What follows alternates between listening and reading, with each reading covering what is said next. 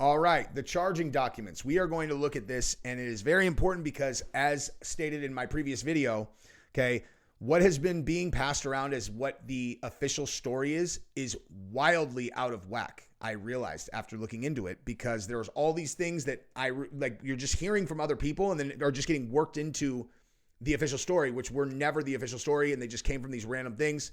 Number one example that I have found thus far is the fact that he, supposedly disassembled the gun after taking the shot. That's never anywhere. In the official story, he never disassembled the gun. He took the shot, he put a towel over it, ran, jumped off the building, ran, and then ditched it.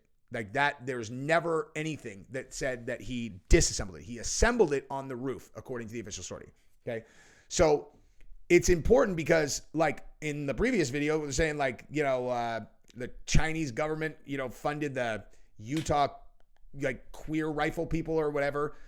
Okay. So we're not saying that this, if Tyler Robinson did this and this is this case is solved, this is a conspiracy. I am absolutely convinced of that. And I will never stop covering this case as long as new information comes out that helps us decipher exactly who else was involved.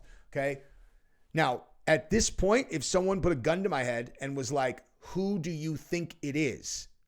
Who else involved? I would feel very confident saying that we have additional left-wing radicals that were almost certainly involved, potentially a nation state that was either funding or, driving this thing, potentially under the cover of being left-wing radicals and setting up these dimwits to do the thing that they want done, take the credit for it, or take the fall, whatever.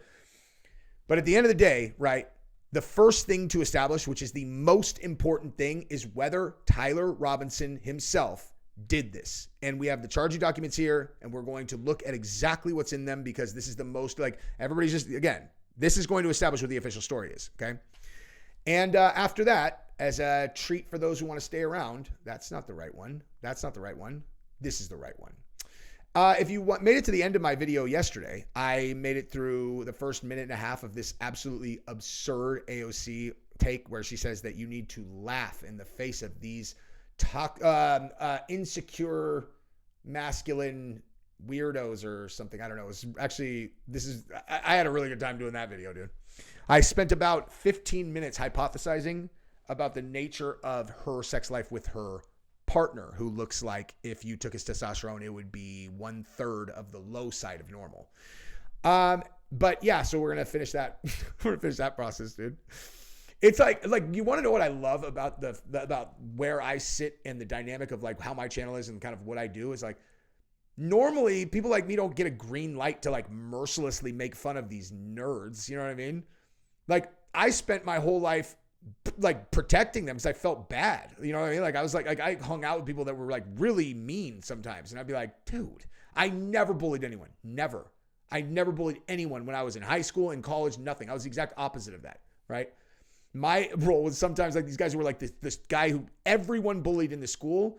I felt so bad for them. I would protect them, and they would be convinced that I'm their best friend. And I would have to be like, dude, I just feel bad. I'm trying to protect you from these cretins that have no soul that are bullying you all the time. But we're definitely not best friends. Relax. Anyway, I just cut off a rant that I will, I'll put at the end of the video or whatnot. But right now we're going to get into the charging documents. And why don't you take this moment to sign a contract that you will never subscribe to any other channels except for mine. And this is the only place where you will like any videos on YouTube. That's what kind of jealous girlfriend I am. Not only do I expect you to like all my videos, I expect you to never like anyone else's. I'm just kidding, but you can subscribe and like this video if you want. All right, the state of Utah. I'm sorry, hang on. So he's being charged with aggravated murder. We all know that, okay? But there's actually some interesting stuff he's being charged with that I was unaware of. He has an enhancement for victim targeting. Don't care. I mean, I care, but not important, okay? He got another charge for committing this murder in the presence of a child because there were kids on site. But check this out, okay? Obstruction of justice. Okay, this is an interesting one. Okay, second-degree felony in violation of Utah, yada, yada, yada. Tyler James Robinson with the intent to hinder, delay, or prevent the investigation, apprehension, prosecution, conviction, or punishment of any person regarding conduct that constitutes a criminal offense, concealed or removed the firearm used to shoot Charlie Kirk, and the conduct that constitutes an offense would be a capital felony or first-degree felony. So they're saying obstruction of justice because he took the firearm away and then hid it. I mean, yeah, I guess that's a crime, you know, like I guess that is a crime. It's like, yeah. I mean, actually I have nothing to add to that other than like, once you've committed murder, it's kind of like, you can kind of stack up the crimes, right?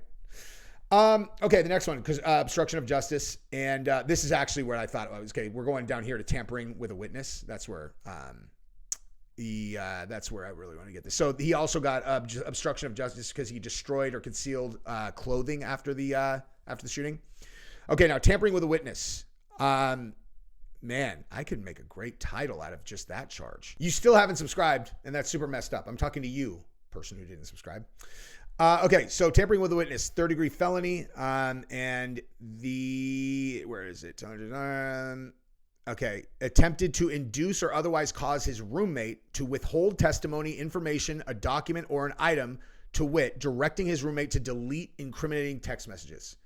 Okay, another tampering with a witness charge is because he induced his roommate to withhold testimony or information, to wit, directing his roommate to stay silent if police questioned the roommate. And that happened during those very organic text message conversations, which reading for another time today in some of my research, I think was probably, if I had to guess now, Tyler and the roommate in this dumb, like the roommate is, the roommate's the girl. Okay. So like, in these like trans relationships, like they are going to do the like traditional thing. So the girl is probably like, I don't want to get caught up in this, Tyler, and Tyler's being the man. And Tyler's like, I'm going to do that. I'm going to get this done, but don't worry. I'm going to make sure that there's no way that anything happens to you. And he tells him the plan of what he's going to do to make sure that he's protected and all that. And they do this dumb text message thread, which works, by the way. Okay. That's the kind of thing that people might suspect. Okay. I'm talking about assuming that Tyler and the boyfriend did those text messages. That might be the kind of thing that a seasoned law enforcement officer or a smart person like you or me is going to be like, this is inauthentic. They almost certainly probably manufacture this, but you can't prove it. Okay. Can't prove it. As long as both of them keep their mouths shut, it's done. The roommate is protected forever from that, unless you can find additional evidence that proves that the roommate was involved, which is not impossible if we have other co-conspirators, which we do. I think, and I have a feeling I know who they voted for. So, there's, okay. So another targeting enhancement, whatever. All right. So here we go. Now, okay. Approximately 15 minutes. I'm skipping a lot of stuff that everybody knows. Okay. Approximately 15 minutes in the event, Mr. Kirk was answering a question about mass shootings by transgender individuals when a gunshot rang out. Bullet struck Mr. Kirk in the neck. He slumped to the ground almost immediately. The bullet's trajectory passed closely. Several other individuals besides Mr. Kirk, including the questioner who was standing directly in front of Mr. Kirk. Children were visible near Mr. Kirk's stage when he was shot. Mr. Kirk was rushed to the nearby hospital and declared deceased. By the way, when I tell you that like I'm doing investigations in this stuff, that doesn't mean you're seeing all of that. You know what I mean? It might not. It's possible that I have other suspects and I have other ways of looking into them that, what am I saying? I am actually hurting my ability to do the thing that I am implying that I am doing, but there's no way that person is going to watch this video, so it doesn't really matter, does it? Anyway, so at the moment of the shot, okay, the UVU police officer, I need to edit that out, actually. What's the timestamp? Okay. Where was I?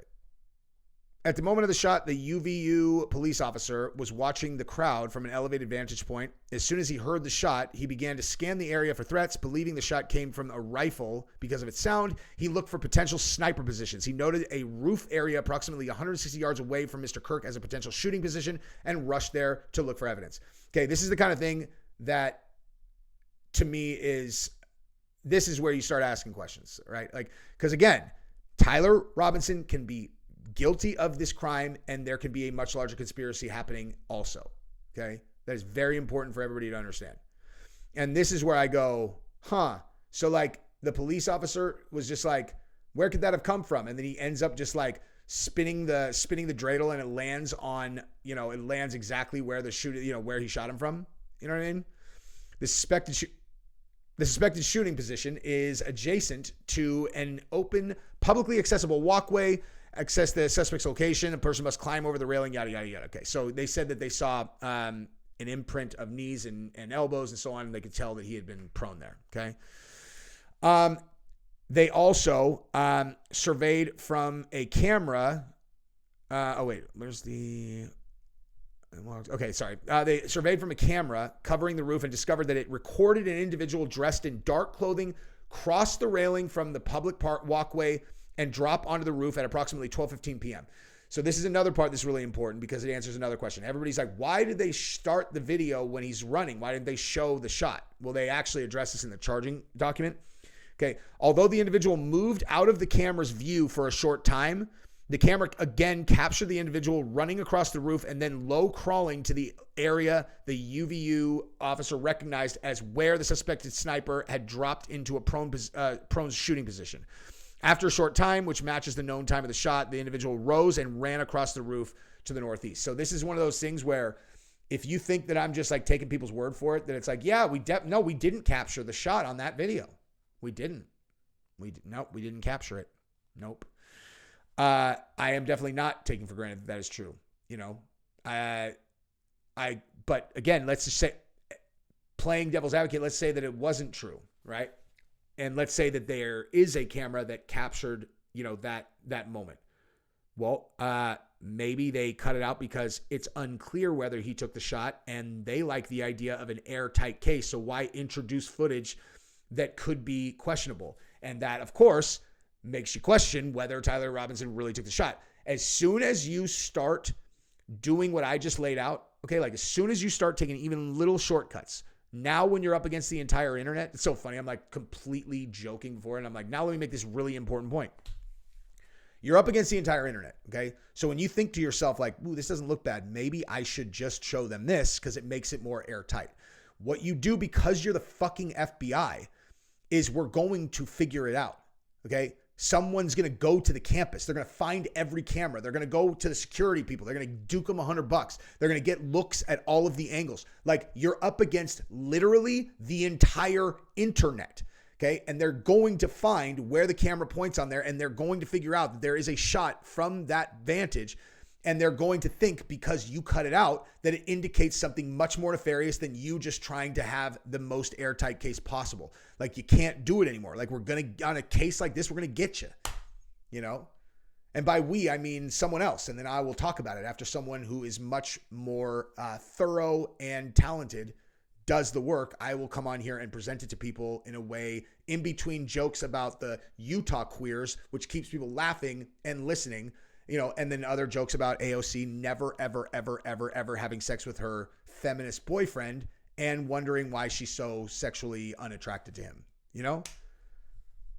Like, show me a channel that is going to both make a very valid point about the murder investigation and also make a probably true statement that's hilarious about AOC's sex life within 3 sentences. Okay. I challenge you to find that. Now, here's where we get into really important stuff that actually lays out the law enforcement's timeline of what they did at the time afterwards. Okay. So this discovery led to an intense review of UVU surveillance recordings to attempt to track and identify the suspect. Surveillance revealed the following. At approximately 11:51 a.m., the suspect entered campus from the north. He is seen wearing a black shirt with an American flag in the center, a dark baseball cap, and large sunglasses. Throughout the surveillance, the suspect keeps his head down and rarely raises his head high enough to get a clear image of his face.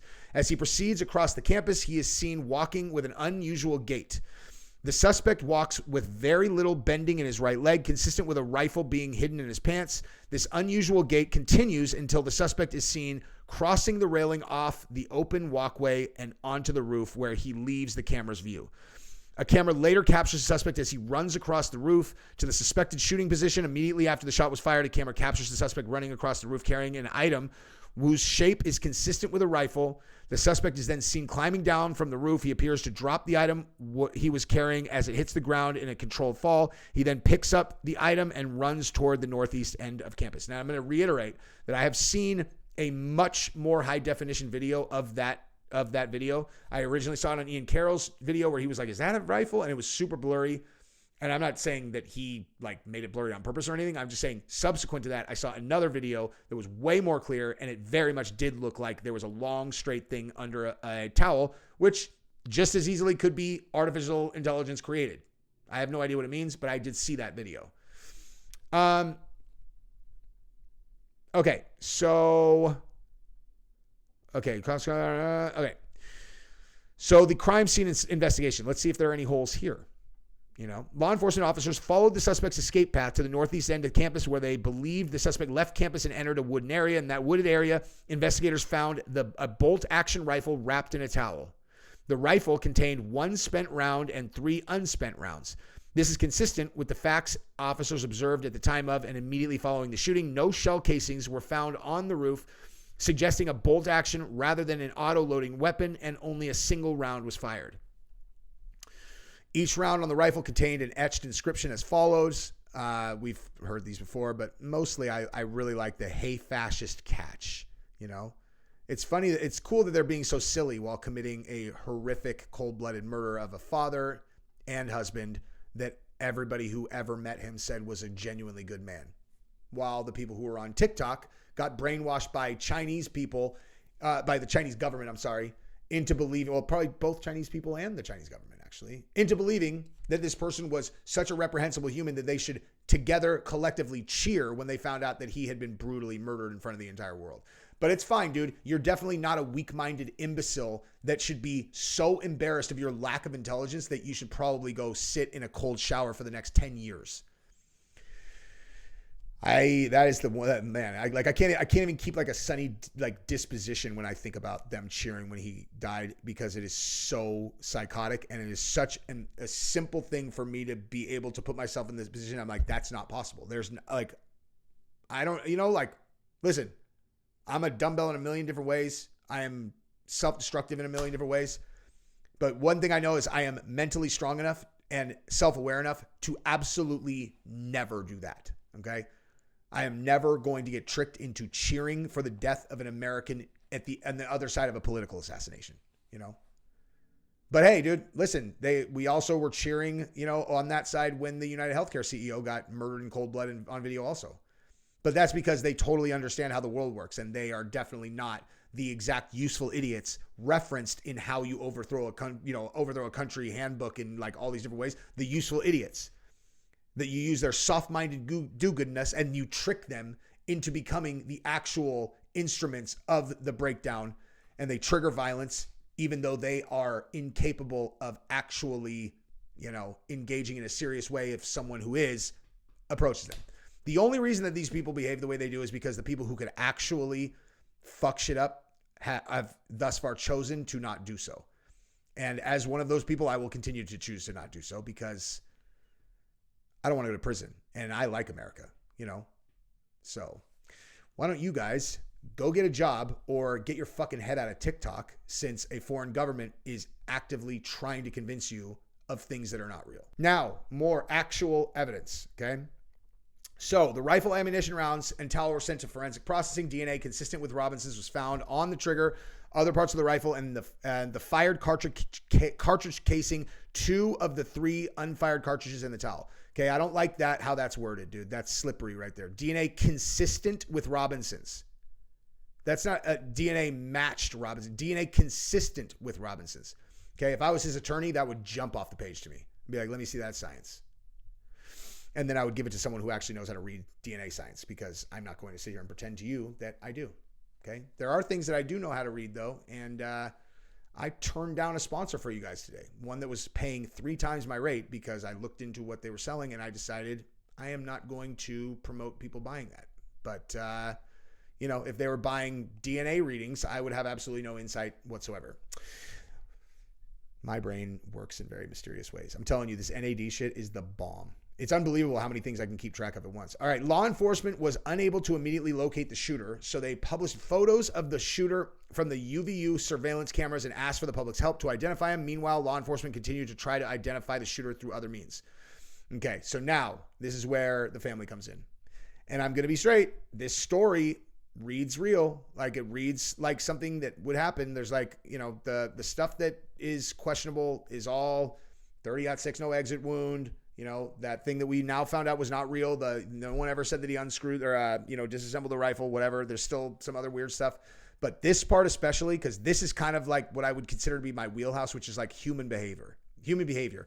Like families are going to behave the same for the most part. If they're like even moderately like healthy families that love their children, they're going to behave very specific ways. And this is completely consistent. There's not one part of this story that reads outside of what I would anticipate people to do. Okay, so on the evening of September 11th, 2025, as law enforcement continued their investigation, Tyler James Robinson went to the Washington County Sheriff's Office with his parents and a family friend to turn himself in. Robinson's mother stated the following to police. On September 11th, 2025, the day after the shooting, Robinson's mother saw the photo of the shooter in the news and thought the shooter looked like her son. That's the only part of this. It's a little, no, I take that back. I was going to say it's a little weird because it doesn't really like look that much like him. I'm not sure. But a mother will always be able to recognize her own kid, and or a father will always be able, like always. Okay, like you could, one of my kids could be covered from head to toe like a ninja, and if this is all I could see, like literally just that, I'm gonna know it's them 100 out of 100 times. Even if you cover their eyes, if I could see other parts of them, like I'm gonna know it's them. Like there's nothing in the world more important to you than your children. Like. People who don't have kids think they understand. They're all, no, I have a dog, dude. I get it. I'm like, no, you don't, dude. Trust me, you don't. I had this conversation with someone when I had a dog that I thought I was incapable of loving something more than this dog. And it's like, it's just one of those things. There is impossible to know. It's like trying to explain to someone what doing a heavy dose of, ayahuasca is like. Okay, it's not a thing that you can explain to someone if they have no experience with it. But if you are a parent, you fucking know. Okay, like your world revolves around them. Like there's nothing I wouldn't do for those kids, and I would recognize them anywhere.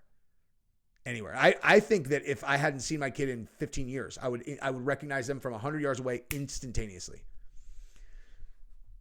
Which is me defending that she recognized him from those pictures, which were kind of grainy and weird. But again, I don't know. Maybe it's made up.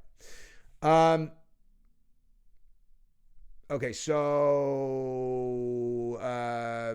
she showed the father. Father agreed. Robinson's mother explained that over the last year or so, Robinson had become more political and had started to lean more to the left, becoming more pro-gay and trans rights oriented. Hey, I wonder how that happened. They're all, could it have been the boy who put his pee-pee in his mouth? Do you think that had anything to do with it? She stated that Robinson began to date his roommate, a biological male who was transitioning genders.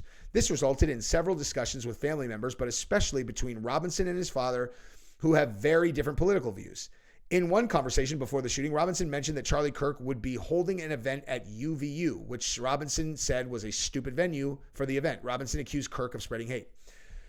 Okay, now for the six like leftists who might watch this and are still watching either out of hatred or because you think I'm funny even though you disagree with everything I'm saying, I want to make one thing perfectly clear. You can take this back to your side and you can absolutely bank on this, okay? If you think that political leanings are a stronger motivator or bond between a father and his child than the fact that he's their father, you do not understand parenthood at all. And I see that a lot from your side, which is why you guys got decimated in the last election, is because you don't understand the gravity of parenthood. And your fucking big number one, shining star is Destiny, who is estranged from his only son and his only son hates him. Okay. Like this is not a good example. I'm talking about like real parents, people like me who like married, like kids, like I would kill the world for them, dude. I would kill the fucking world for them. If anybody ever thinks that they're hate watching me, they're all, it would be a great way to get to him is go after one of his kids. I would fucking 100%. I would burn like over and over and over and make sure just enough where you're on the edge. And then I would put you out and nurse you back to health just so I could do it again and again and again and again and again and again and again. If I found out you even thought that and you were serious, I'll fucking. So just kidding though. I'm just kidding. I'm just using that as an example of, what these kids mean in your life. And now you take that level of like what I would do to protect them. And what does that indicate? Does that indicate that I'm some psychotic, testosterone driven, whatever? Or does it mean that I love them more than you could ever fucking imagine and will do anything to protect them? Okay. So you think that like because the dad, they had differing political views, that like, that means the dad is automatically going to just like, I don't know, have some kind of like irreparable damage between the son and the dad. Like, this is the kind of thing that the fucking Marxist people over there perpetuate on purpose, and they try to separate children from their parents because breaking the nuclear family is critical to them breaking the country. When the nuclear families are together, the communities are together, and it's strong, okay? You break everybody up, you convince the girls that what's really powerful is if you go start blowing 8 guys in a day, because that's what gives you your power, because you can do whatever you want. It's your body, bitch. So I want to suck 8 dudes. I could suck 8 dudes.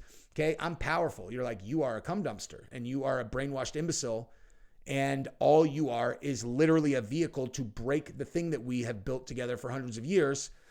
And you're such a small part of the breakage that you are very insignificant, but you are definitely part of the damage. I am part of the solution. But you look at me and you see that's a person who's hateful, because I'm telling you, you will be a happier, more fulfilled person if you find someone you genuinely love, settle down, and you have children with them, and you focus your energy instead of on yourself, on your children, and building them into the adults that you hope that they'll be. You set them up for life so that they can do things with themselves if you're not around, okay? If they're hungry, you don't just like feed them. Oh, here's food, here's food, here's food. You teach them how to hunt, man, okay? Not like a psycho. Like, obviously I know they can't like get their own food when they're young, but like metaphorically, you need to teach them to live in this world without you. And that's your purpose. Okay. That's your purpose. You think that a more noble pursuit is if everyone that you know goes to bars and talks about the importance of fucking race and gender ideology and how they can break families apart and get kids away from their toxic parents. Or you can go ahead and regurgitate my favorite quote, which is always perpetuated on TikTok, which is that it's unethical to have children now because climate change is going to make the planet unlivable. And so the future is just too terrible to have kids. Now, listen, I want to be clear. I'm not saying like if you don't have kids, you can't have a full life. I'm not saying that at all. I know some people can't have kids. Some people don't want to have kids. That's completely fine. You know what I mean? Like, totally fine. It's not for everybody. There are some people who are absolutely not wired for parenthood, like at all. Like, for real, not at all. And they should not have kids. If you're not wired for parenthood, don't have kids. Now, you might not know whether your parent, it's like I thought I might be. And I absolutely am. You know what I mean? I was born to build strong little girls, gangster ass, confident little fucking girls. But if that's not your thing, it's fine. You can still live a fulfilled life. What I would suggest to for those people that can replace that to give you purpose is like, find a way to at least spend some of your time trying to help other people. And, everybody focused a little bit on helping other people, society will do good things. You know what I mean? And I don't mean helping society by hurting other people who you've deemed to be bad guys. That doesn't count. Okay. Lefties, like I know, oh yeah, we root out the fascists and that's me helping. You're like, no, that's just you perpetuating hate and you do not realize it. It's really weird. I actually, as much as I come on here and talk shit to kind of like faceless people or bullies, anytime that I interact with anyone in person, especially if they are staunch, opposition politically, I go over the top to find common ground, be friendly with them and be friends. Okay. That is true in almost every situation, unless there's something reprehensible about their personality that's unrelated to their politics. Because again, don't fall into a trap of like, I'm doing something good because I just smashed a fascist, Like, as much as I would love to pick someone up who trashed a Charlie Kirk memorial and drop him on their head, like that would be a selfish thing that I'm doing, Like, I would say like, no, people need to learn, but really it's like, no, I just wanted to hurt that guy because he pissed me off. You know what I mean? Like, it's not a good thing. Necessary sometimes in very rare situations like that, actually, but not like a serious injury, just, throw him in the dumpster. That's what you do. Trash the memorial, throw him in the dumpster, but don't actually do that and then say, I told you to. Okay. Robinson's father reported that when his wife showed him the surveillance image of the suspected shooter in the news, he agreed that it looked like their son. He also believed that the rifle the police suspected shooter, yada, yada. Okay, so we've heard all the rest of this, right? About how then he called the son because he wanted to see the rifle because he thought that the rifle looked like his. And if the kid didn't do it, he would still have the rifle. And then he would be able to easily prove that that's not their rifle in the possession of the police, in conjunction with an image of the shooter that looks just like their son, right? Like all of this lines up. This all lines up. Again, doesn't mean there's not a larger player involved, but it all lines up. Okay. Except for this part for me, the roommate. We're coming back to this. So police interviewed the Robinson's roommate, the biological male who was involved in a romantic relationship. Okay. On September 10th, 2022, the roommate received a text message from Robinson which said, "Drop what you are doing. Look under the keyboard." Under the keyboard, he found a note that said, "I had the opportunity to take out Charlie Kirk, and I'm going to take it." That's interesting because do you mean like I have the opportunity to take out Charlie Kirk and I'm going to take it? Because your tensing is a little bit weird, But given the brilliant planning that went into this, crime from the Tyler Robinson side, I guess that makes sense. It's like, why not throw in dyslexia? By the way, I'm just going to throw this out there real quick. I know I'm doing lots of side, conversations here, but like, we don't need to go back and read this text thread. I think that this is Tyler exonerating his little boy girlfriend. But the reason I keep calling him Tyler Rogers, okay, is because there's a guy named Tyler Rogers who's in my fraternity who was best friends with another guy in my fraternity whose name I will, leave out of this. But they were best friends from high school. Best friends, okay? Now, his best friend, not Tyler Rogers' best friend, who's a buddy of mine too, had been together with his girlfriend since they were 14 years old, okay? And Tyler Rogers started dating one of her sorority sisters, and so they would obviously all hang out. And midway through my college career, we found out that Tyler Rogers got caught sneaking out in the sorority house where his best friend's girlfriend was also sneaking out, and they were going into one of the rooms and they were fucking each other and consistently, and they got caught. Now, that was the most, the heaviest like sex-based betrayal I had ever like been around at that point in my life. Still might be, honestly. And so it like, that's one of those things that drilled. He was like, literally, that guy went from, we see him every single day to, I saw him maybe one more time, like with my eyeballs for the remainder of college. Like he just ceased to exist. He was still in the school, but it was like that he was for real. Like, you're like, he's dead to me. It was like instantly. It's like, that guy's dead to us. And he was. I think I saw him 2 more times in my entire life. And when we saw him, it was like seeing a fucking, I don't know, like a dog walking on its hind legs. It was like, is that Tyler Rogers, dude? He looks the same. It's like, yeah. He looks like a person who would have sex with his best friend's girlfriend while his best friend is sleeping in the same house, It's like, so anyway, that's why Tyler Rogers is like, that's one of those things that's been burned into my brain. So that's why when I say Tyler Robinson, I constantly come back to Tyler Rogers, because that guy actually, like that was kind of like a big thing that happened, not like a big thing to me, but I just couldn't believe that a person could, I couldn't believe a person could do that. His best friend, dude, all through high school. They went to college together, and the girl was his girlfriend all through high school. And then like, it's fucking diabolical, dude. It's like, anyway, people are fucking crazy, man. People are so crazy. Anyway, so just to wrap this up, they found other targets with bullet holes in them. They found other bullets that matched the etchings. And that's what it is, But I did promise you guys the end of this AOC video, and thus, I'm sure you guys forgot because I was like 45 minutes ago, but let's wrap this up right after I just make the following comment. How the fuck does that happen the first time? I've always wondered that, dude. Like, how on earth does that happen the very first time? They've spent 1 million hours together and nothing's ever happened to them. And then out of nowhere, best friend and best friend's girl, who's like basically his fiance, everybody knows they're going to get married. They've been together since they were kids. It's just like, I wonder what it would feel like to slide inside of her. You're all basically the same as it would feel like to slide in any other girl that looks very similar to her, except for in this case, it would be you demonstrating that you are a type of demon that no one will ever want to be around ever again. You're not seriously considering doing that, right? It's like, well, I just feel like I want to make sure that that's what it's like. It's like, no, you don't, dude. Have you considered what'll happen if your best friend finds out, oh yeah, everybody be mad at me. I was thinking more about the impact it would have on your best friend, you fucking selfish cocksucker. What do you think that would do to him if he caught you? Like, what do you think? I'm pretty sure. And that guy, the best friend, he's a tough fucker, dude. Like, he was a tough fucker, like a tough ass guy. That was my like prime of like where I was, there was like a not small probability that I would actually beat a person up back then. Like, some night if we were out in the street, I was super young and retarded.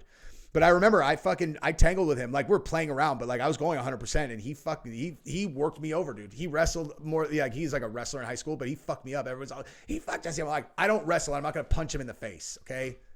I took the L like a man, dude. And I'm telling you about it right now, but I'm just trying to demonstrate that like this guy is a physically capable person. And he was so destroyed by this. He didn't do anything physical to his friend. He was so betrayed that he didn't even want to fight him or anything. Like, it just broke his soul. Like, he broke his soul.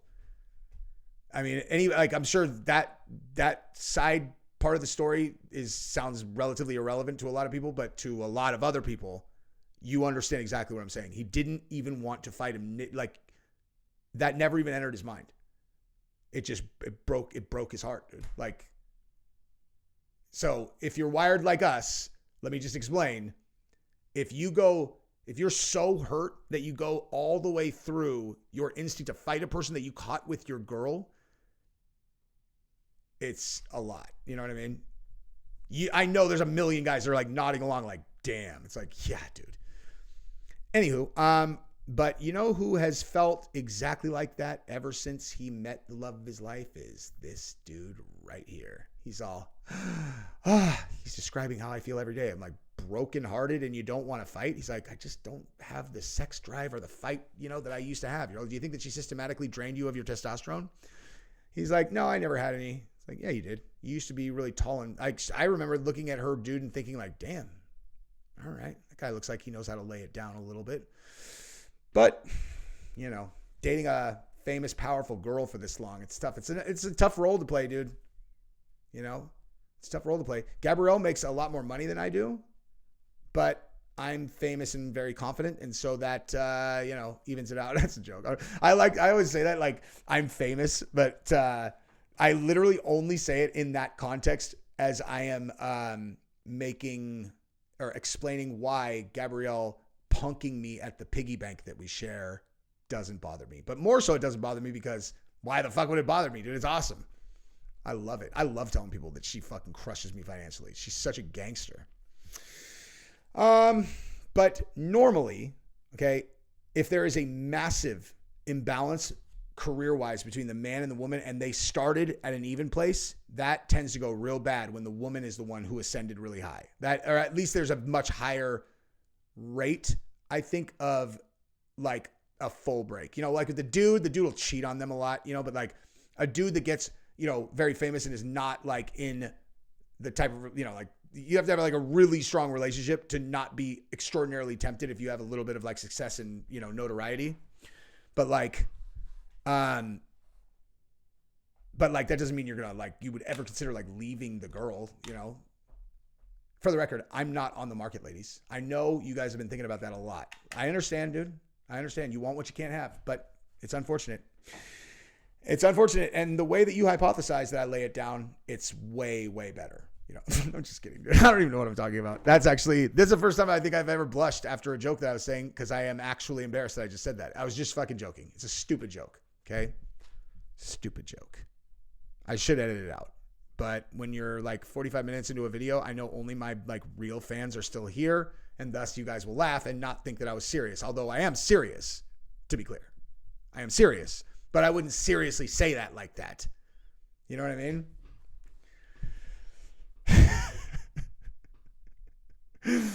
Oh man, where'd that fucking, oh yeah, I forgot what we were even doing. I'm still struggling with the fact that I just pretended like there were women in my audience that wanted to have sex with me that was just making that. Now I'm still double tracking. I told you I could keep track of multiple things. I'm like, should I just delete this or should I just keep talking? I'm embarrassed, but I don't know. Maybe it might be funny. I think I'm going to delete it, but whatever. One of the best ways that you can dismantle a movement of insecure men is by making fun of them. By having secure men who aren't afraid of successful people around them. Oh my God. I literally had not even listened to this. On my kids, I had not listened to this. Swear on my children, I had not listened to this. I didn't realize I was literally setting myself up to be the blueprint of what AOC was like. This is what a secure man would do. It's like, oh, you mean laugh in your fucking face and be totally secure with his wife making more money than him? It's to the point where I tell everybody about it all the time because I think it's so fucking impressive. You mean like that? But I feel like you would probably put me in the category of toxically masculine because I make fun of how little you find yourself sexually attracted to your dude because he's a little skinny little man. But I'm actually just doing exactly what you said, which is make fun of your enemies. You know what I mean? And it's pretty low-hanging fruit. Who are good dads, who have strong values, also participating in that as well. Dude, AOC, are you sure that we disagree with each other politically? You just described your ideal man, and like literally, I'm like, what's up, girl? Maybe we would be a little bit more compatible. I would never cheat on Gabrielle unless it was with AOC just because it'd be so funny. And Gabrielle, I think, would greenlight that just because it would be the funniest story of all time. I'd be like, dude, I'm not going to it's not going to be as good as like we do it. It's just hilarious. If I bang AOC, that's not fucking hilarious. Come on, Gabi. She's not actually going to sign off on that at all. That was a joke. She would murder me.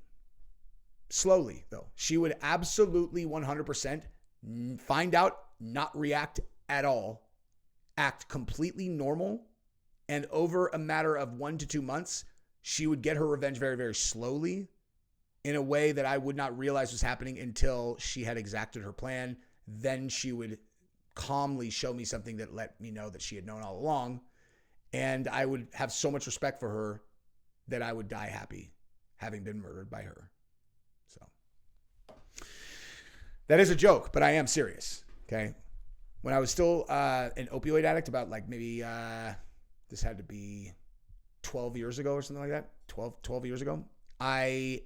She found a bottle of Oxy that I had been lying that I'm not taking any, and she found it and she just hid it and completely acted normal and just watched me fucking run around the house like a sniveling drug addict going into different drawers. And she's like, oh, you looking for something? I was like, what? No. It's just like, whatever. She's like, oh, okay, cool. Hey, I'm going to go watch a movie.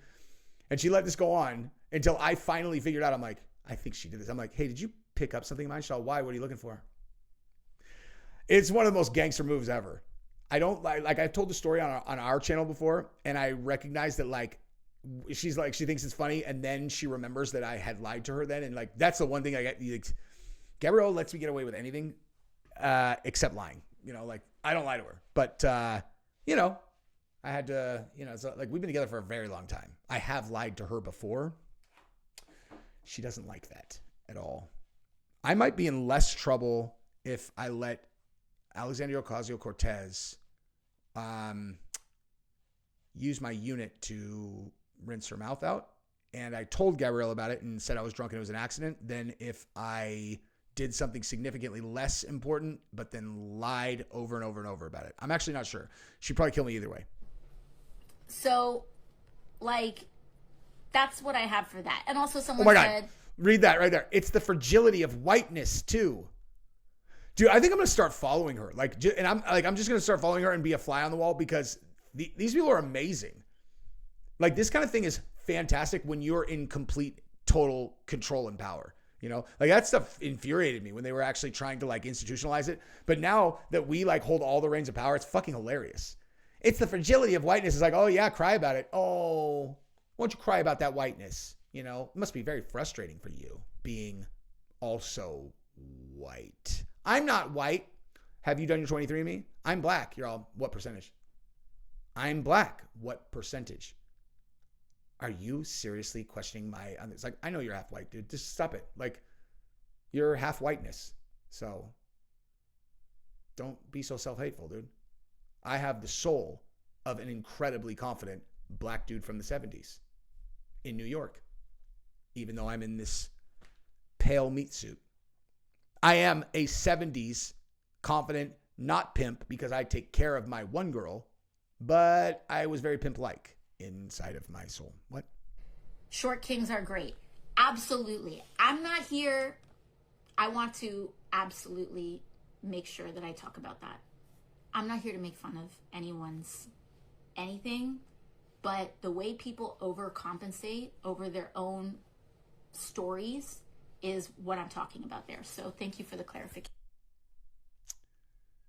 What is she referencing? Okay. I already told you that my unit is huge and I can prove it any way that you want. I'm just kidding. How do I overcompensate? Probably in every possible way that it could be measured, except for I don't care about my car. I drive a paid off Explorer. You know, paid off Explorer. Gabrielle and I made $150,000 last month. I'm only putting this in here because this is like, what is this? Let's see. Yeah, over 40 minutes. I know only my most hardcores are here. Yeah, we made about 150K last month. I drive a 2023 paid off Explorer, but we're buying a rental house, a new 6-bedroom rental property on Wednesday. So I guess I'm overcompensating with smarts and long-term financial planning, AOC. You know, what would you know about that? She's like, well, I made $150,000 last month too. You're like, how'd you do that? She's like, I'm corrupt. How else would I have done it? Like, I'm supposed to make $180,000 a year. How do you think we do this? We're all stealing. We're robbing you fucking blind. It's like, oh, I'm like, well, I just married a fucking smart chick who makes a little bit more money than me. You know what I mean? Don't try to back into my money, okay? You guys, don't try to do it. I made 60. She made the rest. No, that's not correct. She made 85. I made the rest. So I don't know. Actually, we made 147. She made 85. We made 147. I made the rest. Back into it. If you want, I can't believe I'm putting this in the video. I'm probably going to edit it out. I'm embarrassed. But if you stuck around for 45 minutes, whatever. Let's wrap it up with the Dream Girl, and we're going to wrap this video up. I appreciate that. Shout out to our short kings.